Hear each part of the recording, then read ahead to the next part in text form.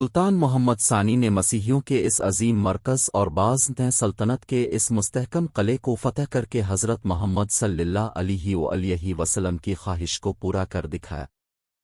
آن حضور صلی اللہ علیہ وسلم نے اپنی زندگی میں فتح قسطنطنیہ کی خواہش کا اظہار کرتے ہوئے اس کے فاتحین کو جنت کی بشارت دی تھی۔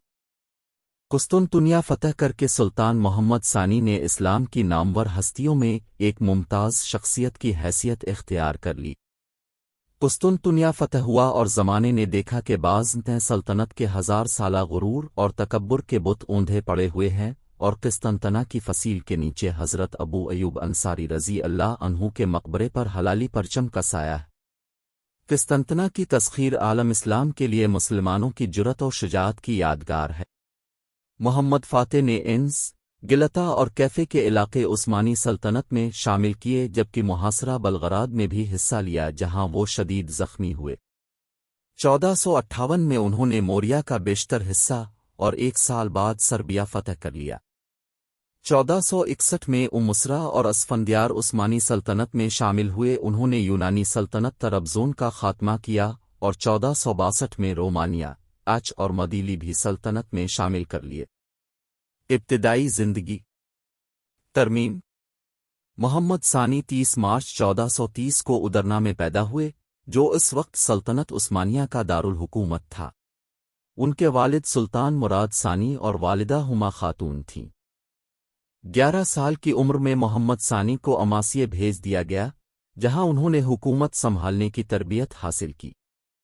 اگست 1444 میں مراد ثانی اناطولیہ میں امارت کرمان کے ساتھ امن معاہدے کے بعد 12 سالہ محمد ثانی کے حق میں سلطنت سے دستبردار ہو گئے۔ اپنے پہلے دور بادشاہت کے دوران میں جنگ ورنا کے خدشات کے پیش نظر سلطان محمد نے اپنے والد مراد ثانی سے تخت سنبھالنے کا مطالبہ کیا، لیکن انہوں نے زاہدانہ زندگی کو ترجیح دیتے ہوئے اس سے انکار کر دیا، جس پر محمد ثانی نے انہیں ایک خط لکھا جس میں درج تھا کہ اگر اب سلطان ہیں تو آئیے اور فوج کی کمان سنبھالیے، لیکن اگر میں سلطان ہوں تو میں آپ کو حکم دیتا ہوں کہ میری فوج کی قیادت سنبھال۔ اس خط کے بعد سلطان مراد نے 1444 میں جنگ ورنا میں عثمانی افواج کی قیادت کی۔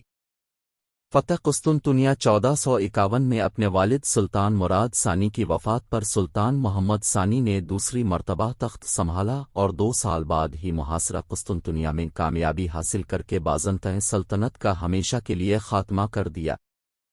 اس فتح کے بعد سلطنت موریہ کو فتح کیا اور بازنطین حکومت کی یہ آخری نشانی بھی 1461 میں ختم کر دی۔ قسطنطنیہ کی فتح نے سلطنت عثمانیہ کو ایک دنیا بھر میں شاندار عظمت اور عزت عطا کی، اور عثمانی پہلی بار ایک بھرپور قوت کے طور پر ابھرے۔ فتح قسطنطنیہ کے بعد محمد ثانی نے اپنے لیے قیصر روم کا خطاب چنا۔ فتح قسطنطنیہ کی خوشخبری ایک حدیث میں بیان کی گئی تھی، جس میں آن حضور صلی اللہ علیہ وسلم نے فرمایا کہ تم ضرور قسطنطنیہ کو فتح کرو گے، وہ فاتح بھی کاف با کمال ہوگا اور وہ فوج بھی کیا با کمال ہوگی۔